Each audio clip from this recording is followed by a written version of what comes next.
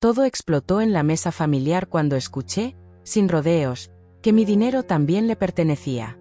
Lo dijo con la seguridad de quien se siente intocable, mientras las miradas se cruzaban y el aire se volvía pesado, como si la humillación pública fuera apenas una broma más. Algo dentro de mí se tensó, pero no reaccioné como esperaban, no levanté la voz ni pedí explicaciones, simplemente dejé que siguiera hablando mientras sostenía la taza con una calma que ni yo reconocía.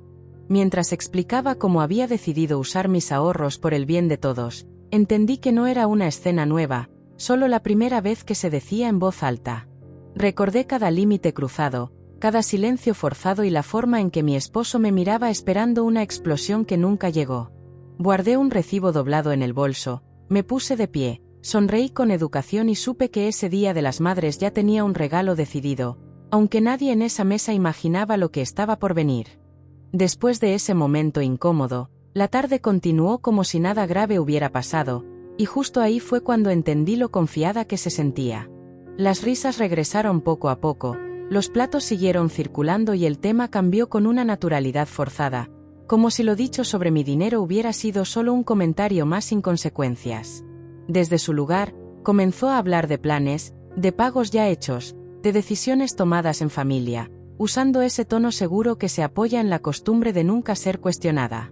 Mi esposo asentía en silencio, atrapado entre la incomodidad y la idea de que todo estaba bajo control, convencido de que yo había decidido dejar pasar el asunto para evitar problemas.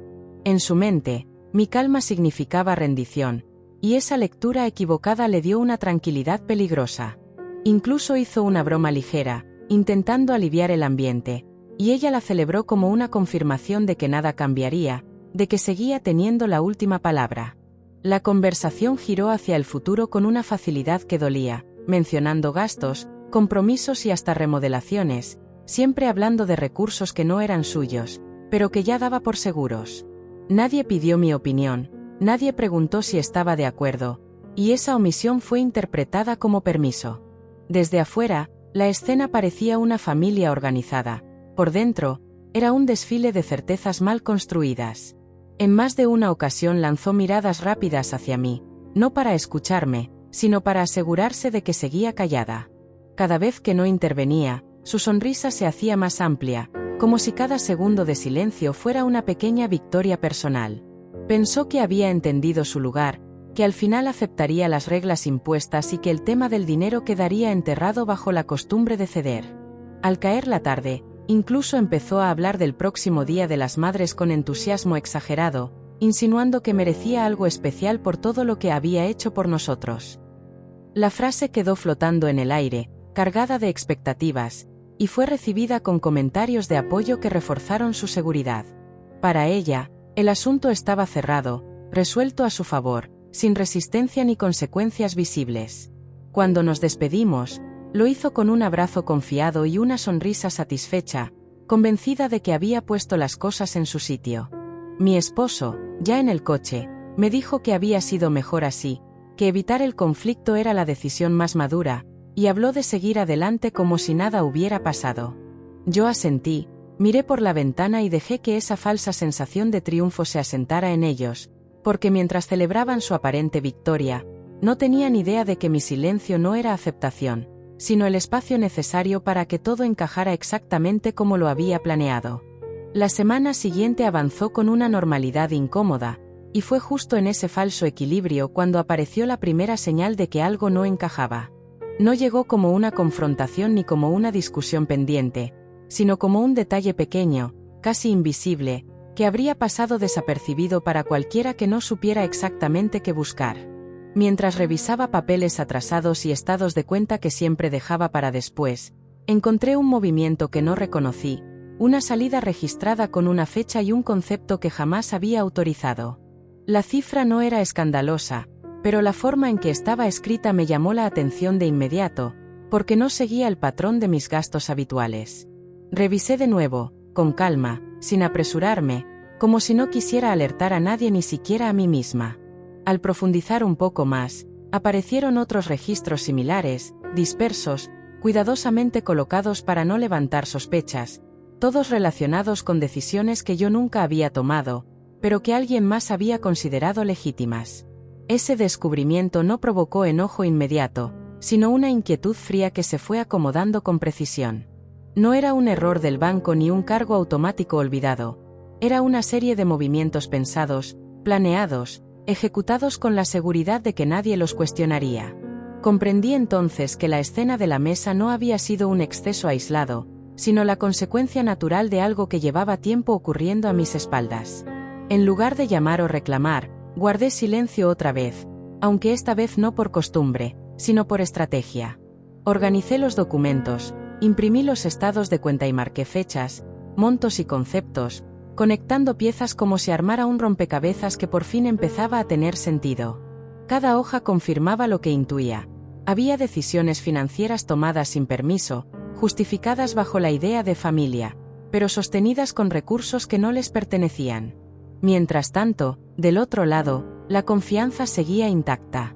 Escuché comentarios sueltos sobre pagos ya cubiertos, sobre compromisos cumplidos gracias a una supuesta buena administración, y sobre la tranquilidad de tener todo bajo control. Nadie notó que yo escuchaba con más atención que nunca, que cada palabra alimentaba una línea invisible que ya se estaba trazando con claridad. Un mensaje breve llegó esa misma tarde, enviado con naturalidad, pidiendo confirmar un trámite pendiente que yo no recordaba haber iniciado. No respondí de inmediato. Leí 2 veces, respiré hondo y entendí que no se trataba de un favor ni de una confusión, sino de la expectativa de que yo validara algo que ya habían decidido por mí. Esa certeza terminó de encajar la última pieza. Esa noche, mientras la casa dormía, guardé los documentos en una carpeta nueva, limpia, lejos de miradas ajenas. No había dudas ni impulsos desordenados, solo una claridad incómoda que crecía con cada comprobante. Aún no sabían que ese pequeño rastro, aparentemente inofensivo, era el inicio de algo que ya no se podía detener, y que la calma de los días anteriores no era más que la antesala de una caída que empezaba a tomar forma. La confirmación llegó de la forma más fría y contundente posible, sin gritos ni escenas, como suelen hacerlo las verdades que no admiten discusión. Al revisar con más detalle los documentos, noté que varios movimientos no solo estaban hechos sin mi autorización, sino que además estaban vinculados a compromisos formales que yo jamás había firmado. No era un simple uso indebido, era una cadena de decisiones respaldadas por papeles que pretendían convertir lo ajeno en algo propio. Con paciencia, seguí el rastro hasta un contrato archivado entre otros documentos familiares, uno que nunca me mostraron porque asumieron que no hacía falta. Ahí estaba mi nombre, no como firmante, sino como respaldo implícito, usado para dar solidez a acuerdos que beneficiaban a otros. La sensación no fue de sorpresa, sino de una claridad dura que dejó sin espacio a las excusas. Todo había sido pensado para que pareciera normal, correcto, inevitable. Al comparar fechas y montos, entendí que nada había sido improvisado. Cada movimiento coincidía con decisiones que yo había cuestionado en el pasado y que, curiosamente, siguieron adelante sin mi participación. La mesa familiar, las bromas, la seguridad con la que hablaba de mi dinero, todo cobraba un sentido inquietante. No estaban improvisando, llevaban tiempo actuando con la certeza de que nunca revisaría a fondo. Lo más impactante no fue descubrir el alcance del uso de mis recursos, sino darme cuenta de que todo estaba estructurado para ser legal en apariencia, aunque profundamente abusivo. Habían construido una narrativa donde yo era parte del plan sin haberlo aceptado jamás. Esa realización cayó como un golpe seco, porque dejaba claro que la confianza había sido utilizada como herramienta, no como vínculo. Decidí verificar cada documento con cuidado, cruzando información, revisando cláusulas, leyendo letra por letra hasta confirmar que, aunque mi firma no aparecía, mi responsabilidad sí había sido asumida sin consentimiento. Ahí entendí que el control nunca estuvo realmente de su lado, porque esa omisión, ese detalle que creyeron irrelevante, cambiaba todo el escenario. Mientras ellos seguían convencidos de que todo estaba en orden, yo ya sabía que nada lo estaba. Cada papel demostraba que habían cruzado una línea que no se podía justificar con buenas intenciones ni discursos familiares. La calma que había mantenido hasta entonces se transformó en una certeza firme. No necesitaba discutir ni reclamar, porque la verdad estaba escrita y podía ser comprobada. Guardé los documentos nuevamente, esta vez con una precisión casi ceremonial, consciente de que ese descubrimiento no solo explicaba el pasado, sino que definía lo que estaba por venir. Aún no se habían dado cuenta de que aquello que creían suyo no les pertenecía, ni de que las decisiones que tomaron sin consultarme ya tenían consecuencias claras. En ese punto, el equilibrio se rompió para siempre, aunque solo yo lo supiera. La intervención no llegó como una amenaza, sino como un aviso formal que cayó en un momento aparentemente ordinario, justo cuando la rutina volvía a sentirse cómoda para ellos. Sonó el timbre a media mañana y la puerta se abrió a una conversación que nadie esperaba tener tan pronto. Un representante con carpeta en mano explicó, con voz neutra y precisa, que había inconsistencias que debían aclararse de inmediato y que el margen para hacerlo era limitado. La explicación fue directa, sin rodeos ni dramatismos, enumerando documentos, fechas y obligaciones pendientes que requerían presencia y respuestas claras. No se trataba de una visita casual ni de una llamada para revisar después, sino de un proceso que ya estaba en marcha y que exigía atención inmediata. El ambiente cambió en segundos. La seguridad con la que habían hablado durante semanas se evaporó frente a palabras que no admitían interpretación. Intentaron sonreír, minimizar, preguntar si podía resolverse con un trámite simple, pero la respuesta fue la misma. Había plazos definidos y consecuencias claras. Se mencionaron contratos, responsabilidades asumidas y la necesidad de presentar comprobantes que respaldaran decisiones tomadas. El tono seguía siendo correcto, casi amable, lo que hacía aún más evidente que aquello no era negociable. Mi esposo me buscó con la mirada por primera vez desde la mesa familiar, como si esperara que confirmara que todo se trataba de un error. No dije nada. Escuché cómo enumeraban los pasos a seguir y cómo quedaba claro que el asunto no se resolvería con explicaciones vagas ni promesas futuras. La carpeta se abrió frente a nosotros y, al ver los papeles, la realidad se volvió imposible de ignorar. Se otorgó un plazo corto, contado en horas, no en días, para presentar información adicional y acudir a una revisión formal. La palabra urgente se repitió con una calma inquietante, dejando claro que el tiempo jugaba en contra. Nadie levantó la voz, nadie acusó directamente, pero la sensación de control se desplazó por completo hacia quienes traían las instrucciones. Después de que la puerta se cerró, el silencio se instaló de forma pesada, distinta al de la mesa familiar. Las preguntas comenzaron a surgir atropelladas, mezcladas con intentos de restar importancia a la situación, como si negar la gravedad pudiera cambiar algo. Se habló de llamadas, de conocidos, de soluciones rápidas que nunca llegaron a concretarse. Mientras el nerviosismo crecía, yo me mantuve serena, observando cómo el poder cambiaba de manos sin que nadie pudiera detenerlo. Esa visita no fue el final, sino el punto en el que el conflicto dejó de ser privado y se volvió irreversible.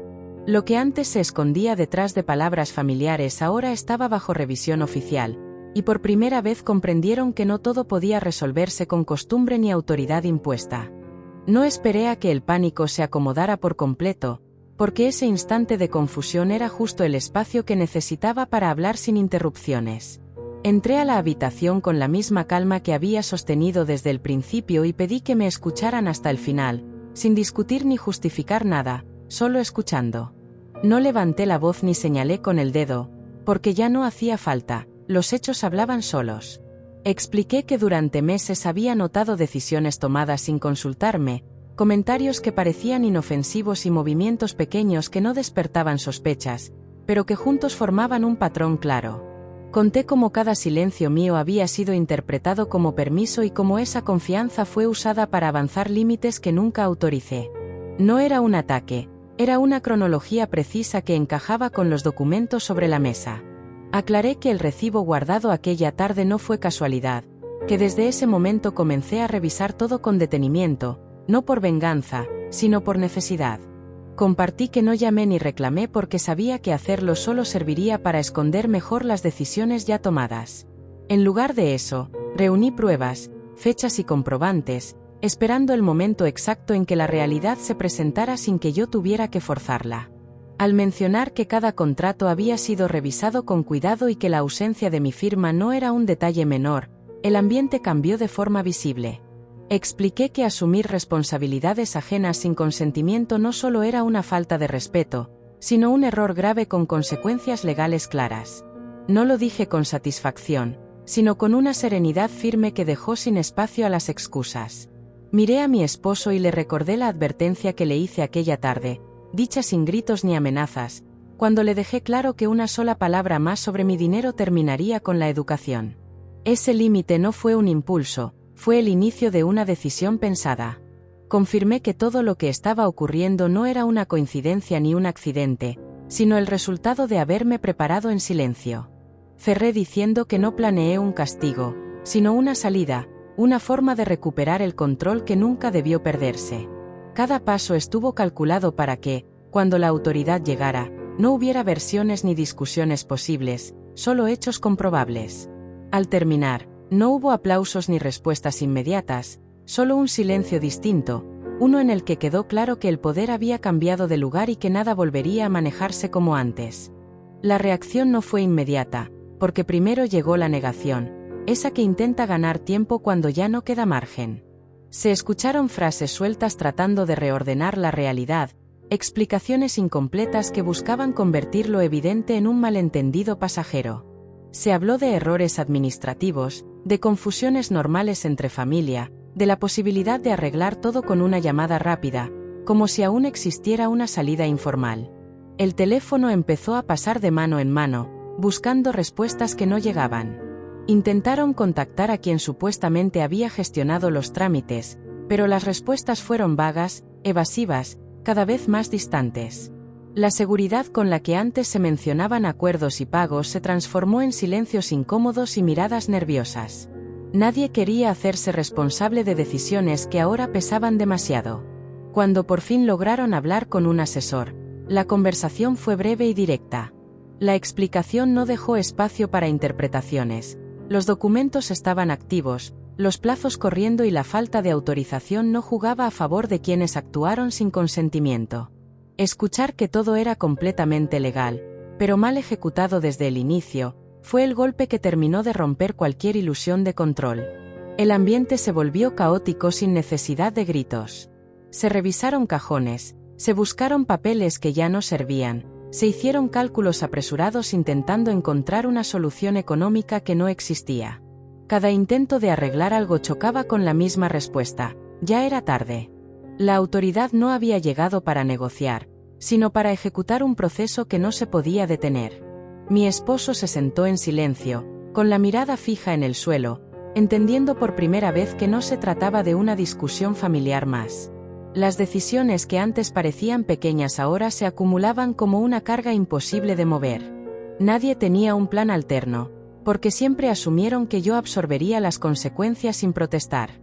El nerviosismo dio paso al miedo real cuando quedó claro que no había forma de revertir lo hecho sin enfrentar pérdidas concretas. Las llamadas se terminaron, los mensajes quedaron sin responder y la casa, que antes se sentía segura, comenzó a parecer un espacio ajeno. La falsa victoria se desmoronó por completo, dejando solo la certeza de que cada paso dado sin permiso tenía un costo que ahora debía pagarse. Yo observé todo desde la misma calma que había sostenido desde el inicio, no por frialdad, sino porque ya había aceptado el resultado. Ese momento no marcó el final del conflicto, sino la confirmación de que no existía marcha atrás. Todo lo que intentaron sostener con costumbre y abuso se vino abajo en silencio, y por primera vez entendieron que no había salida posible. La consecuencia dejó de ser una idea abstracta y se volvió tangible cuando regresaron con instrucciones claras y tiempos definidos. No hubo discusiones largas ni margen para interpretaciones, solo una lista precisa de acciones que debían cumplirse ese mismo día. Se pidió acceso a espacios, revisión de bienes y entrega de documentación, todo bajo un procedimiento que avanzaba sin detenerse por emociones o explicaciones tardías. La casa, que durante años había sido tratada como un territorio seguro, comenzó a transformarse en un lugar en revisión. Cajones abiertos, carpetas colocadas sobre la mesa y anotaciones rápidas marcaron el inicio de un proceso que ya no dependía de la voluntad de nadie.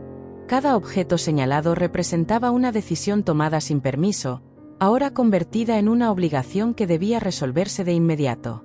Intentaron argumentar que algunas cosas eran personales, que otras podían esperar, pero la respuesta fue siempre la misma: todo lo relacionado con los acuerdos debía presentarse y verificarse. La sensación de pérdida se volvió real cuando se solicitó la entrega de llaves, accesos y comprobantes que confirmaban quién tenía derecho a qué. Ahí entendieron que no se trataba solo de números, sino de espacio, control y pertenencia. El inventario avanzó con una frialdad que resultaba imposible de ignorar. Se anotaron muebles, documentos y recursos que hasta ese momento daban por sentados. Cada firma requerida fue un recordatorio de que ya no decidían las reglas. El orgullo se fue diluyendo con cada paso del proceso, reemplazado por una incomodidad profunda al verse obligados a ceder lo que creían intocable. Mi esposo intentó intervenir una última vez, buscando una pausa, una prórroga mínima para reorganizarse, pero la respuesta fue clara. El plazo ya había sido otorgado. No hubo lugar para acuerdos informales ni promesas futuras. Lo físico empezó a cambiar frente a todos, dejando en evidencia que la derrota no era simbólica, sino concreta. Al final, el espacio quedó distinto, más vacío, con áreas marcadas como pendientes y otras definitivamente cerradas. Lo que más dolió no fue la pérdida material, sino la certeza de que ya no podían permanecer donde antes se sentían dueños. Ese momento selló la caída, convirtiendo el abuso silencioso en una consecuencia visible que nadie podía negar. Mientras todo se cerraba, yo permanecí en segundo plano, observando cómo la realidad se imponía sin necesidad de palabras. Esa consecuencia física no fue un castigo impulsivo, sino el resultado lógico de decisiones tomadas sin respeto. Ahí quedó claro que el control no solo había cambiado de manos, sino que el espacio mismo ya no les pertenecía. La salida no tuvo dramatismo ni escenas exageradas, y justo por eso resultó más dura. No hubo discusiones finales ni palabras que intentaran rescatar lo perdido, solo movimientos lentos y miradas vacías mientras reunían lo indispensable. Las puertas se cerraron una por una, no con golpes, sino con esa suavidad que deja claro que ya no hay derecho a reclamar nada. El espacio quedó atrás como un lugar al que ya no pertenecían, aunque durante años lo sintieron propio. En la calle, el mundo siguió igual, indiferente, con autos pasando y gente caminando sin notar lo que acababa de ocurrir. Ese contraste fue brutal, porque mientras todo continuaba a su ritmo normal, ellos cargaban con la certeza de haberlo perdido todo en silencio. Nadie aplaudió, nadie señaló, nadie celebró. La derrota no necesitaba testigos para ser real. Subieron al coche con pocas palabras, evitando mirarse, como si cruzar miradas pudiera confirmar algo que todavía no querían aceptar. El trayecto se volvió pesado, largo, aun cuando duró solo unos minutos. Cada semáforo en rojo parecía extender el tiempo, obligándolos a enfrentar una realidad que ya no podía maquillarse con explicaciones familiares ni con la costumbre de imponer decisiones. El lugar al que llegaron no tenía historia ni recuerdos, solo paredes impersonales y un espacio reducido que marcaba un antes y un después. Ahí no había control ni autoridad, solo la necesidad inmediata de adaptarse a lo que quedaba. Colocaron las pocas cosas que llevaban sin saber dónde, como si cualquier orden fuera inútil frente a la pérdida reciente. El silencio se volvió constante, incómodo, distinto al que antes se usaba para evitar conflictos. Este no protegía a nadie, solo recordaba cada decisión mal tomada y cada límite ignorado.